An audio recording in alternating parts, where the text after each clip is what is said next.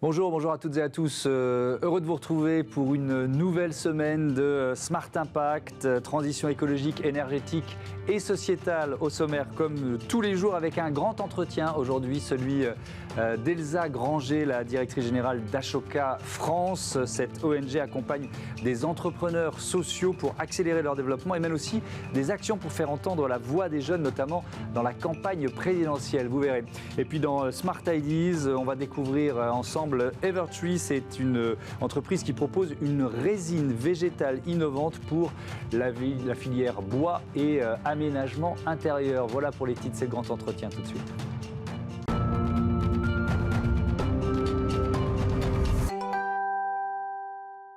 Bonjour Elsa Granger, bienvenue. Bonjour Thomas Hugues, merci de me recevoir. Heureux de vous accueillir ici sur le plateau de Smart Impact. On a une vingtaine de minutes, c'est le grand entretien. Vous êtes la directrice d'Ashoka France depuis bientôt 1 an. Ashoka, c'est une ONG mondiale, c'est ça? Absolument, nous sommes présents dans 93 pays et notre rôle, c'est de fédérer 4000 acteurs de changement, principalement des innovateurs sociaux qui s'attaquent aux causes racines des problèmes de nos sociétés. Oui, donc c'est vraiment une ambition qui est très vaste. Il y a combien de membres en France, par exemple? Ça représente quoi, le réseau français? En France, l'ONG, enfin l'association, puisqu'on a un statut d'association loi 1901, existe depuis une quinzaine d'années maintenant et nous accompagnons près de 75 innovateurs sociaux qui, justement, changent profondément le système, mais je pense qu'on y reviendra. Mais oui, on va y revenir et puis on va prendre des exemples. Mais alors, je voudrais vous poser des questions un peu plus personnelles parce que vous avez fait plusieurs métiers. Vous aviez créé avidemaman.com. C'était en 2011. Vous avez été journaliste sur France 5, sur BFM TV, sur France 2. Vous avez produit des documentaires. C'est quoi le lien entre ces vies professionnelles? L'engagement. Oui. En fait, l'engagement, c'est marrant parce que souvent on me pose la question, qu'est-ce qui a été le déclic? Et je crois que malheureusement, j'ai pas de déclic. C'est viscéralement en moi, c'est ancré. Voilà, l'injustice, ça m'a toujours beaucoup frappée quand j'étais plus jeune. Je suis fille d'immigrés portugais, donc j'ai vécu aussi des railleries quand j'étais gamine, notamment à l'école primaire. Et puis voilà, j'ai eu envie de m'engager. Le journalisme, vous le savez beaucoup mieux que moi, hein, Thomas. C'est une forme d'engagement aussi dans la société. C'est de témoigner de quelque chose. Et il se trouve que quand j'ai croisé la route d'Ashoka, j'ai voulu donner encore plus de profondeur à cet engagement en mettant mes qualités diverses et variées que j'ai pu acquérir durant ces vingtaines d'années de vie professionnelle au service d'un organisme puissant qui agit en profondeur sur les causes racines de la société.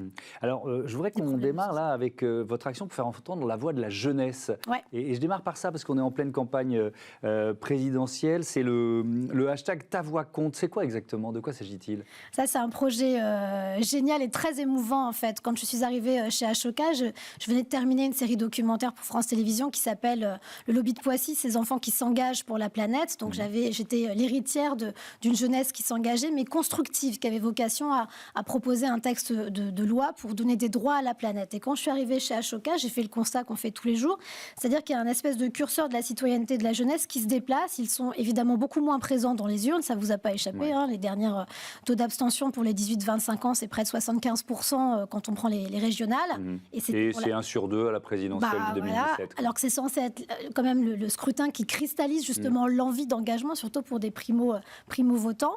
Et pour autant, quand vous regardez les statistiques, 75% des jeunes de 16-25 ans sont engagés dans des associations. Donc qu'est-ce que ça signifie? Ça veut dire que la citoyenneté se déplace. Donc je me suis dit, comment on peut faire, nous, Ashoka, puisqu'on est censé faire un pont, être un connecteur entre tous ces innovateurs sociaux, entre toutes ces personnes engagées, comment on peut réconcilier, ou en tout cas faire en sorte que ça communique. D'où le projet Ta Voix Compte qui identifie 12 acteurs de changement, 12 jeunes qui ont entre 15 et 25 ans, tous engagés profondément dans des causes spécifiques de la société, pas que l'environnement. Ça, c'est très important pour nous aussi de montrer que la jeunesse n'est pas engagée uniquement sur la thématique de l'environnement et de co-créer avec eux une plateforme qui s'appelle tavoixcompte.org, qui est censée être le réceptacle de toutes les initiatives qui proviennent de la jeunesse, des idées qui vont être versées dans le débat public pour que les candidats se saisissent de ces idées qui viennent de la jeunesse. Et ces jeunes incarnent en fait ce projet et nous les avons formés depuis près de 6 mois maintenant à la prise de parole en public, à l'engagement, à faire en sorte qu'ils puissent aussi se comprendre les uns les autres parce qu'ils viennent tous de thématiques très différentes. Je pense à Amine qui travaille sur les quartiers nord de Marseille, comment on réconcilie justement les populations des quartiers nord. Je pense à Yanis qui est à la tête du réseau Lycée en transition, qui fait en sorte que tous les éco-délégués de France puissent se parler, faire transitionner les lycées vers plus d'écologie. Donc vous voyez, c'est des typologies de personnes assez différentes. différentes. Qu'est-ce qu'il y a d'autre comme cause ? Vous avez, je pense à Valeska qui travaille sur le féminisme. Elle a 15 ans, elle est colleuse au Mans, elle est très engagée sur cette partie-là. Il y a également Maëlle Roudot qui a créé un kit pédagogique à destination des écoles primaires pour que les professeurs s'en saisissent, pour expliquer ce que c'est que les enjeux environnementaux de façon systémique et pas simplement la décarbonisation et autres. Ça va devenir quoi ?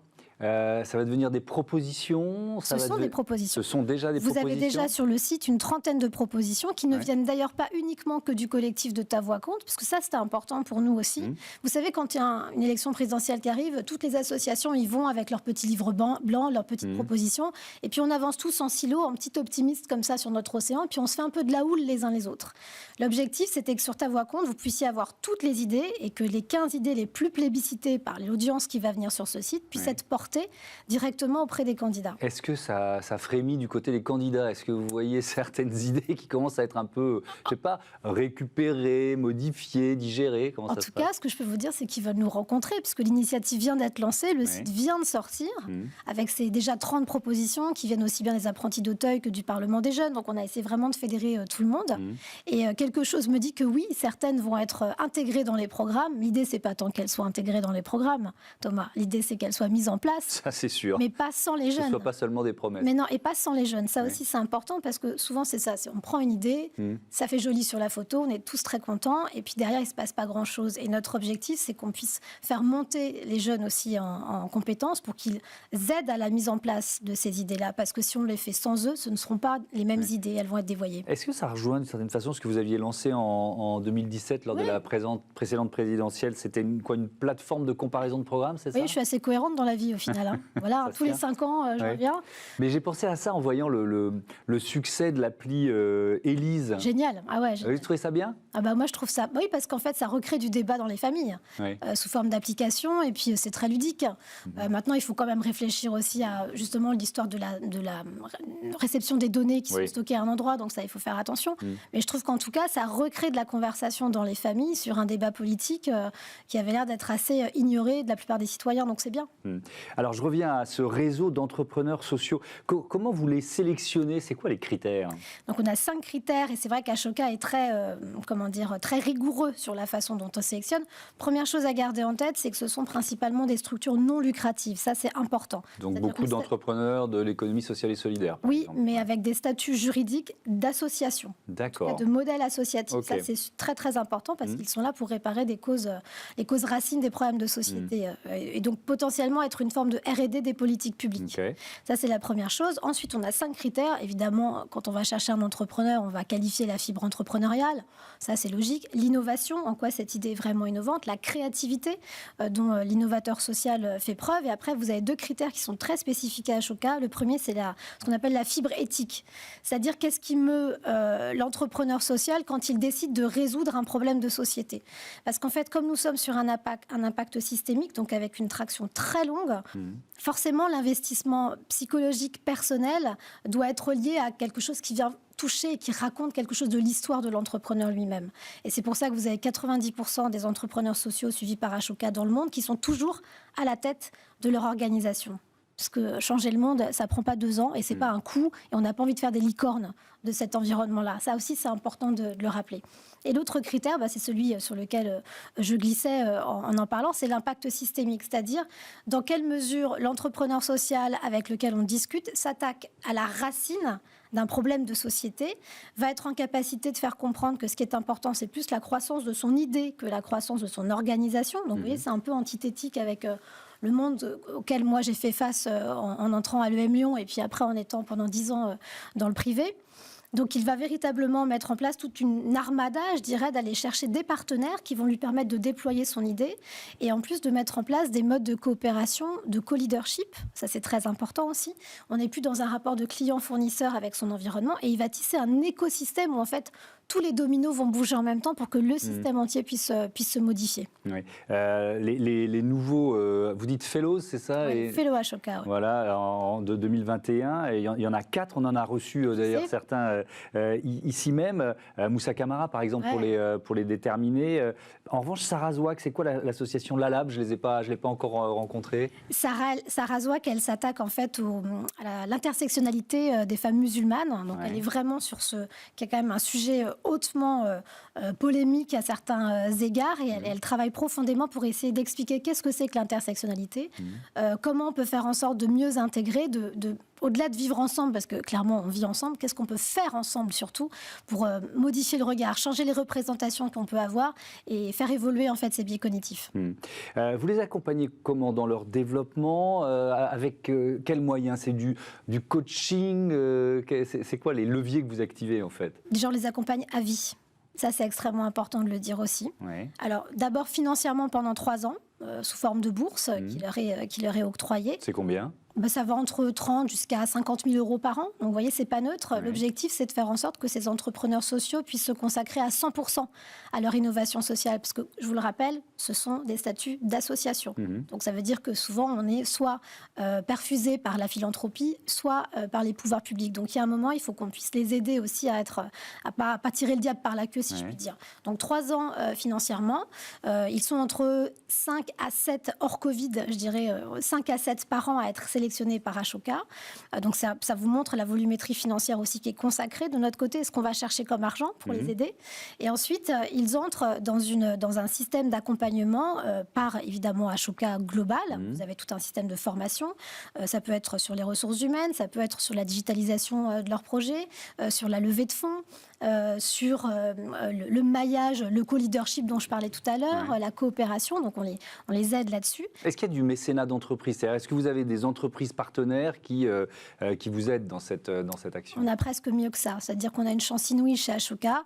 C'est qu'on a une 60aine de mentors philanthropes, donc des individus, qui décident de consacrer du temps et de l'argent à Ashoka et qui aident de façon extrêmement rapprochée chacun de nos innovateurs sociaux dans des organes qu'on appelle, nous, des comités d'accompagnement. Donc parfois, vous avez l'ancienne patronne de Coca qui va aider à changer d'échelle tel ou tel entrepreneur social, comme une Magali Payen de On est prêt, par exemple, qui fait aussi partie de la cohorte d'Ashoka. Vous avez des anciens de McKinsey aussi qui vont aider. Donc c'est vraiment une façon très intelligente d'être dans ce qu'on appelle le give back, pompeusement le give back, voilà, de faire un retour sur sa vie et de faire bénéficier de ses compétences de façon gracieuse. Et oui, les entreprises aussi nous accompagnent dans ce cadre-là. Oui, on peut en citer quelques-unes.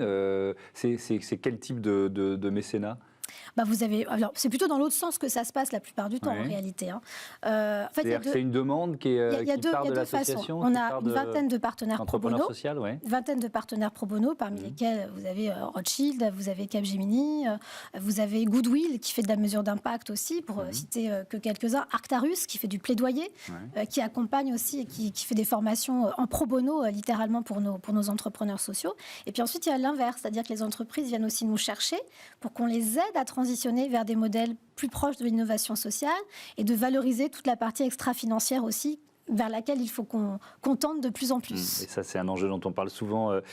Ici, pourquoi ce nom Ashoka? Ça veut dire quoi? Ashoka, alors, la légende raconte, au départ... J'aime bien les légendes, faites-moi rêver. Je vais essayer, ça va être un peu... surtout en ce moment, on a vraiment besoin de rêver, donc je vais essayer. En fait, Ashoka, ça a plusieurs significations. C'est un mot indien, parce qu'à la base, quand Bill Drayton, le fondateur d'Ashoka, a décidé de monter cette organisation, c'était suite à un voyage en Inde où il avait été extrêmement bluffé par ces hommes et ces femmes qui changent le monde et qui le changeaient à l'échelle indienne. Donc Ashoka, ça veut dire résilience en indien. Donc vous voyez, on est quand même assez proche de ce qui se passe. Et la deuxième chose, c'est que c'est aussi, paraît-il, là c'est la légende, l'arbre de Bouddha. L'arbre de Bouddha, effectivement. C'est pour ça que vous avez vu notre logo, c'est un arbre. Okay. Un arbre avec des racines. L'importance aussi d'être bien ancré dans la réalité. Et puis l'objectif, c'est d'avoir tout un tas de ramifications qui sont en train d'expliquer ce qu'est l'écosystème et la communauté d'Ashoka. Il y a plusieurs axes, on a parlé presque de tous les axes. Il y a celui de l'empathie chez les enfants, dont on n'a pas encore parlé. C'est quoi cet axe de l'action d'Ashoka? Ça, c'est une volonté aussi de Bill Drayton et en fait, c'est assez juste de se questionner sur son niveau d'empathie et comment joue le miroir d'empathie quand on rencontre quelqu'un. Je pense que vous êtes assez érudit sur la partie neurone miroir, qu'est-ce qui fonctionne quand on se regarde les uns les autres. Et Bill Drayton met un soin tout particulier à essayer de faire en sorte de développer l'empathie qui est, selon lui, et moi je suis assez convaincue de sa vision, une qualité innée, mais qui, par tout un tas de représentations sociales qu'on nous envoie, est un peu dévoyé au fur et à mesure. Je vous prends un exemple qui est assez parlant. Vous connaissez le livre Sa Majesté des Mouches, ou en tout cas vous l'avez peut-être lu quand vous étiez plus jeune, comme moi. Commence à faire longtemps, mais oui. Oui, mais ça faisait partie des programmes pédagogiques. Et en fait, ce livre est une fiction, on est d'accord, qui raconte des enfants qui se retrouvent sur une île déserte et puis qui finissent par s'entretuer et qui donne une vision très hobbesienne finalement de l'humanité. L'homme est un loup pour l'homme, voilà, on ne peut pas en fait s'associer. Et dans le livre d'Humanité de Rutger Bregman, cet exemple est pris pour vous montrer à quel point l'empathie c'est intéressant comme notion. Et il a été un peu embêté en se disant c'est quand même marrant, ce livre a été vendu à des millions d'exemplaires, il a fait partie des programmes scolaires, on a plaqué une vision, une représentation de ce que devait être la coopération qui a priori n'existe pas. Donc ce journaliste Rutger Bregman enquête et finit par trouver la vraie histoire. Il s'est dit finalement il y a une vraie histoire où des enfants se sont trouvés sur une île déserte seuls. La première chose qu'ils ont fait, bon ils s'en sont sortis et 50 ans après ils étaient encore amis. La première chose qu'ils ont décidé de faire quand ils sont arrivés sur cette île déserte, c'est de signer un pacte comme quoi ils ne s'engueuleraient jamais. Et ça a marché. Et grâce à la coopération, ils ont tenu comme ça sur cette île et ils ont été sauvés. Donc vous voyez, c'est quelle représentation du monde on nous envoie, quel récit en fait on veut nous raconter, et pour faire en sorte que cette empathie elle soit neutralisée, alors qu'en réalité on a tous dans des cas d'extrême violence ou des catastrophes naturelles, le premier réflexe qu'on a c'est quand même de se mettre en solidarité, en coopération, parce que l'empathie fait partie intégralement. Mais alors ça ce sont les grands principes, ça passe par quelles actions menées par l'association? Typiquement apprendre la coopération, on en parlait, là vous avez François Tadei qui est un des fellows Ashoka d'ailleurs, qui est le patron du Learning Planet Institute et qui vient de sortir un livre qui s'appelle Et si nous et qui montre à quel point la coopération c'est clé. À partir du moment où vous développez dans vos projets, et ça passe par l'école primaire, enfin même maternelle, quand vous regardez maternelle, primaire et secondaire, quand vous mettez en place des projets collectifs où chacun est partie prenante et a une responsabilité individuelle parce qu'elle a une responsabilité dans le groupe, automatiquement vous allez être plus en questionnement sur qu'est-ce que ressent l'autre, comment je peux l'aider, et moi aussi je vais lui faire passer mes émotions, et puis tout ça va se mettre beaucoup plus positivement en fait et être moins pris par les représentations sociales qu'on peut avoir en fait. Si je reviens sur l'innovation collective qui est l'un des enjeux, l'un des axes principaux de l'action d'Ashoka, et là vous avez le recul du temps, et alors il y a ce qui s'est passé en France, non mais pas vous parce que ça fait moins d'un an, enfin à peine un an, mais dans l'histoire de l'association, en France ou ailleurs, c'est-à-dire que est-ce qu'il y a un grand exemple, un exemple plus marquant que les autres de cette innovation collective efficace, vous voyez ce que je veux dire? Alors, si je devais reprendre... oui, en fait, je vais vous prendre un exemple tout bête. Jimmy Wales, le patron de Wikipédia, c'est un fellow Ashoka. D'accord. C'est assez parlant de voir dans quelle mesure, quand tout le monde contribue de façon efficace à avoir un rôle spécifique, on peut avoir la première encyclopédie du monde qui est accessible avec... quand même, dans la plupart du temps, vous le constaterez, des informations qui sont vraies. Oui, qui sont vraies. Il faut être prudent quand on utilise Wikipédia, mais en général, c'est effectivement efficace. Et vous voyez, les gendarmes de Wikipédia, ce sont vous et moi, potentiellement. Oui, bien sûr. Oui, donc c'est l'action et l'intelligence collective que vous portez. Bien sûr. Ouais. Un dernier mot sur un autre de vos fellows de 2021. On a parlé de Sarah Zouak, Moussa Camara, on l'avait reçu ici, Boris Tavernier aussi pour VRAC. Pour tout le monde, c'est formidable. Mais non, mais c'est bien. Et le réseau Ecohabitat, rappelez-nous ce que c'est, Franck Billot. Franck Billot, c'est une innovation assez géniale. Franck Billot, il s'attaque à la rénovation énergétique des propriétaires publics précaires, mais vraiment la grande précarité française qui n'a pas forcément accès à la rénovation, parce qu'avant même de pouvoir rénover son habitat, même si c'est pris en charge par l'État, vous avez toute une batterie de dossiers à remplir. Et autant vous dire que quand vous êtes soit analphabète, soit vous n'êtes pas en capacité de comprendre ces dossiers-là, vous ne pouvez pas les remplir. Donc Franck, il agit, c'est un peu une caisse, c'est-à-dire qu'il avance financièrement les travaux, il met en place des bénévoles qui vont identifier aussi qui sont ces publics précaires pour aller réussir à rénover l'habitat.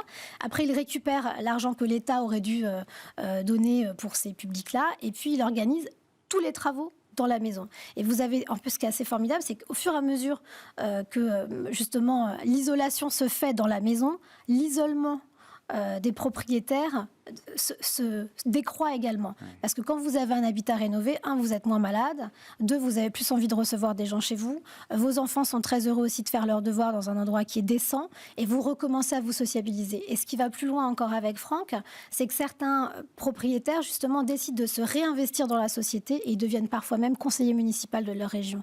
Donc c'est une vraie transformation qui se fait, et ça, c'est tout à fait systémique, vous voyez. On termine avec la prochaine promotion 2022.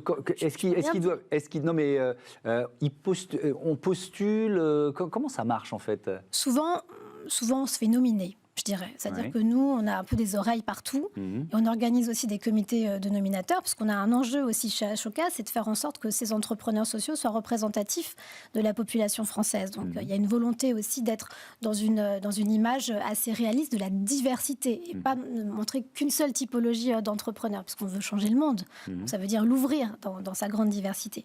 Donc ça veut dire que souvent, ce sont des anciens fellows Ashoka ou des fellows Ashoka qui nous disent « Tiens, va regarder un peu de ce côté-là, où un tel fait quand même des choses super bien. » Donc voilà, ça passe comme ça. Ensuite, nous mettons en place des comités de nominateurs, donc soit des incubateurs, soit des journalistes aussi, qui souvent reçoivent des gens formidables. Ils peuvent nous dire là, il y a peut-être un truc avec Ashoka. Parce que vous avez compris, c'est quand même très spécifique Ashoka dans son identification.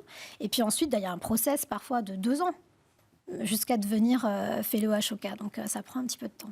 Merci beaucoup, merci Elsa Grangier. Bon vent à Ashoka. On passe tout de suite à Smart Ideas.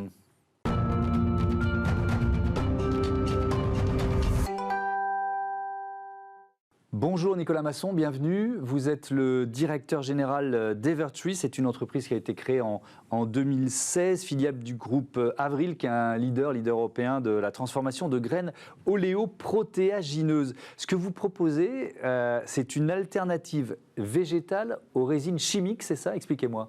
Oui, bonjour. Donc effectivement, c'est exactement ce que vous avez décrit. On propose une solution qui a été développée sur la base de produits végétaux, de tourteaux oléoprotéagineux, donc riches en protéines, et qui viennent en substitution dans la fabrication des matériaux composites aux résines pétrosourcées qui sont utilisées depuis les années 50. D'accord. Et donc, ça a demandé, j'imagine, beaucoup d'années de recherche et développement. Combien d'années de recherche, combien de brevets développés? Ça m'intéresse que vous détailliez un peu le processus pour aboutir à cette innovation. Alors, écoutez, c'est un processus de recherche qui a été à la fois long et pourtant assez rapide. Oui. Comme vous le disiez, Evertree a été fondé en 2016. On est aujourd'hui en 2022, donc ça fait 6 petites années pour arriver à développer une solution qui est aujourd'hui déjà commerciale sur le marché avec un premier partenaire français. Oui. Donc en termes de processus de recherche, c'est une équipe d'une 20aine de personnes qui a fait 5 ans de recherche et développement pour commencer en plus dans un stade laboratoire, puis une montée en échelle. Et il faut s'imaginer, la première application de notre solution aujourd'hui, c'est le panneau de bois composite. Donc le panneau de bois que vous retrouvez dans l'ameublement, l'aggloméré, le MDF. Donc on est sur des usines, sur des capacités qui sont gigantesques. On parle de plusieurs centaines de milliers de mètres cubes de panneaux par an. Donc évidemment, des problématiques à résoudre en termes de solutions techniques, chimiques, et des problématiques de processus. Oui, c'est-à-dire qu'il fallait passer à l'échelle rapidement, quoi. Pour que ce soit industriel. Exactement. Et puis ce qui marche sur votre paillasse à l'échelle d'un panneau qui fait 20 cm sur 20 cm, à l'échelle d'un panneau qui fait 3 mètres par 2, c'est un tout petit peu plus compliqué. Ce qui fait qu'effectivement, nous avons aujourd'hui déposé une série de brevets. On a une 20aine de brevets à la fois sur la composition chimique végétale de notre solution et sur le process de mise en œuvre à l'échelle industrielle. Pour bien comprendre l'importance de cette innovation, les résines chimiques, qui sont quand même encore massivement, majoritairement utilisées aujourd'hui, évidemment, elles contribuent à la pollution de l'air, c'est ça? Alors, effectivement, les résines chimiques qui sont utilisées aujourd'hui très massivement dans la fabrication de ces panneaux, quasi exclusivement, c'est une première mondiale. C'est la première solution industrielle, commerciale, efficace au monde. Ces résines sont donc issues, comme je disais, du pétrole et sont principalement, une résine est utilisée majoritairement, de par son prix et son efficacité, qui s'appelle l'urée formaldéhyde. Formaldéhyde, dans votre tête, ça doit faire tilt, ça ressemble beaucoup à formol. En fait, c'est normal, c'est 2 noms pour la même chose. D'accord. Et c'est une molécule qui est toxique, reconnue cancérogène depuis le début des années 2000 par l'OMS, et qui malheureusement va se dégager dans l'air intérieur. C'est pour ça que normalement, si vous lisez les petites lignes sur un carton de meuble à monter vous-même, il est écrit qu'il faut le laisser dehors un certain temps, ça se compte en jours, pour laisser un peu dégazer, parce que la bonne odeur, quand vous aurez le carton, ça sent le neuf, mais c'est pas bon pour vous. D'accord. Vous avez lancé en juillet dernier avec l'entreprise Panneau de Corrèze un panneau de bois, donc biosourcé, avec cette technologie dont on parlait, qui est 100% français. Donc là, c'est ce que vous décriviez, c'est-à-dire on passe à l'échelle, on est dans la phase industrielle maintenant ? Exactement, on est dans la phase industrielle avec notre premier partenaire Panneau de Corrèze, donc qui est un fabricant de MDF. Oui. Alors, MDF, on ne connaît pas bien, c'est Medium Density Fiberboard. Oui. Souvent, en France d'ailleurs, on en dit c'est du médium. Medium, c'est une marque en réalité, qui est d'ailleurs une marque de Panneau de Corrèze. Ce sont les panneaux que vous allez retrouver notamment, par exemple, sur les portes de vos cuisines. Ils sont un peu plus denses, ils sont un peu plus propres, on va pouvoir les peindre, ça fait une très belle finition, un panneau très qualitatif. Et donc avec Panneau de Corrèze, effectivement, à travers une nouvelle gamme qu'ils ont lancée qui s'appelle Next, ils lancent ce nouveau panneau biosourcé sur le marché. Et c'est une belle histoire, en plus c'est une histoire française. D'un côté, vous avez la résine qui est issue de produits de l'agriculture française, du colza, du tournesol, et de l'autre, vous avez une société qui est située en Corrèze, qui va utiliser du bois qui est situé dans un rayon d'une centaine de kilomètres autour de l'usine, pour ce qui est un premier panneau 100% français et végétal. Donc première mondiale, c'est ce que vous disiez tout à l'heure. Est-ce que l'idée, c'est de multiplier ce type de partenariat, finalement, de créer une sorte d'écosystème au sein de cette filière de l'ameublement ou de la décoration ? Alors exactement. C'est pour ça d'ailleurs que Evertree souhaite aller au-delà d'être un simple fournisseur de produits collants. L'objectif, c'est de rassembler la filière. On essaye de lancer un projet qui s'appelle Green by Evertree pour avoir des acteurs qui sont engagés de la même façon dans cette filière pour faire, au-delà de faire un panneau qui est biosourcé, en réalité, c'est se rassembler pour faire un meuble qui est le plus biosourcé possible et sans produits nocifs et toxiques. Ça veut dire quoi ? Ça veut dire qu'aujourd'hui, on a travaillé sur le panneau. Par contre, il y a des entreprises qui travaillent sur, par exemple, les lacs, sur les finitions. Parce que finalement, vous pouvez avoir un très beau panneau en dessous. Si vous finissez avec une laque qui est toxique, ce ne sera pas mieux. Donc en réalité, il faut rassembler différents acteurs qui ont des solutions. Il y a des solutions qui existent sur le marché. Il y a une vraie appétence des consommateurs pour ce type de produits. Si vous êtes amené à faire de la peinture chez vous, je pense que vous ferez attention au type de peinture que vous utilisez. Et bien là, c'est la même chose. Et ce qu'il faut maintenant, c'est se mettre tous ensemble pour arriver à amener ces produits sur le marché, donc à amener les fabricants et les distributeurs de meubles à utiliser ces solutions pour que vous et moi, on puisse les acheter. En quelques secondes, il nous reste peu de temps, votre résine végétale vient d'être labellisée Solar Impulse Efficient Solution. C'est évidemment une reconnaissance, c'était au mois de novembre. C'est quoi, aussi une ouverture sur un marché mondial, d'une certaine façon ? Alors, oui, tout à fait. Déjà, c'est une très belle reconnaissance pour le travail qui a été réalisé. Et puis, c'est une vitrine, c'est une façon de mettre en avant cette solution, tant auprès des sociétés françaises, et comme vous le dites, c'est une ouverture sur le monde, et ça nous donne accès, c'est un accélérateur pour avoir accès à des entreprises qui sont intéressées par ces solutions-là. Et aujourd'hui, il y a des milliers de solutions qui sont mises sur le marché. Donc, Solar Impulse permet de mettre en avant certaines de ces solutions et on est très fiers d'avoir été labellisés. Merci beaucoup Nicolas Masson, à bientôt sur Bismart. Voilà, fin de cette émission. Merci à toutes et à tous de la fidélité à Bismart, la chaîne des audacieuses et des audacieux. Salut.